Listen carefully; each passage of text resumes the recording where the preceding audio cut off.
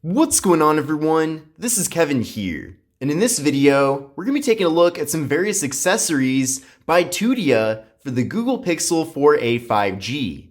Now, I'd like to thank Tudia for being kind enough to send all these accessories out to me to cover here on the channel. All opinions expressed in this video, though, are completely my own, and they did not pay me to make this video. Also, I'd like to disclose that I am part of Team Pixel, and my Pixel 4a 5G was a gift from Google. So with all that out of the way, let's take a look at all these various items. Now let's start by taking a look at this Tudia Usbc sync and charging cable. You can see that one end of the cable has Usbc, and then the other end is USB-A. And the cable is 3.3 feet in length. So we'll open this up. It does come in a pretty small package here. Here is the cable. We do have Tudia branding right here. The cable does feature a braided design, which I think does look nice. We also have Tudia branding on the end of the USB-C end of the cable as well. So essentially you can plug in the USB-C end of the cable into the Pixel 4a 5G. And then from here you can plug in the USB-A end into either your computer for data transfer or charging, or you can pair it up with a power source. And that leads us into the next product, the Tudia power bank. So this power bank features 4,800 milliamp hours of capacity. It's supposed to be ultra slim, and it has universal compatibility. So we'll see that for ourselves in a second here. So we'll open this up. There's the power bank right there. And then it looks like we do get a micro USB cable in the box. Now this micro USB cable will not work with the phone, but that's where the USB-C cable comes in. But of course you can use this cable to charge the actual power bank itself. Now here is the power bank, and they are not kidding when they say that it is ultra slim. This is a very slim power bank. In fact, I don't think I've ever really seen one that has this level of slimness. That's pretty amazing. In fact, they even had to widen things a little bit here to fit in the standard USB-A port. But we'll put this to the test right now. You can see that we have the USB-A port right here, the micro USB port for charging the device, and then we have a power button as well. Then on the bottom of the device, we have the capacity right there, and then some info involving the input and output for the voltage in amps. So it looks like this power bank will charge your device at 5 watts, which is equivalent to the USB wall adapter that used to come with the various iPhones. But let's now put this to the test. We're gonna plug in the USB-A end of the USB-C cable into the actual power bank. And then you can see immediately, right away, the power bank is now charging up the phone. So there's no doubt that there are a lot of power banks out there and available. Now there are a few things that you should keep in mind.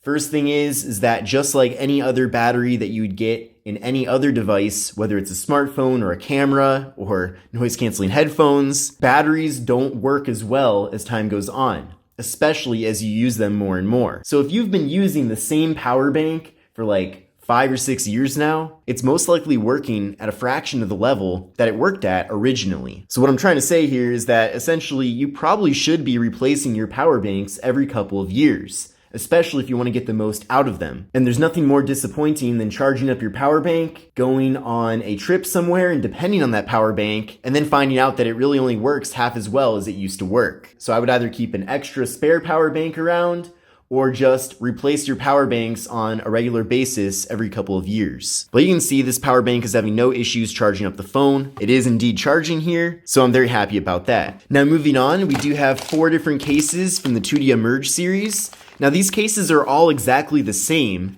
However, I did want to get all 4 colors here to show you the differences. It's one thing to look at them on a website, but it's another thing to see them in real life. So we have black, silver, rose gold, and blue.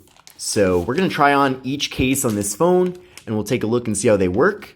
So you can just tear along the packaging here, and then you can pull the case right out. Now, one of the things that I do like especially about Tudia cases, and it's been this way for a long time with this company, is that they provide a solid amount of protection, but they're also very affordable.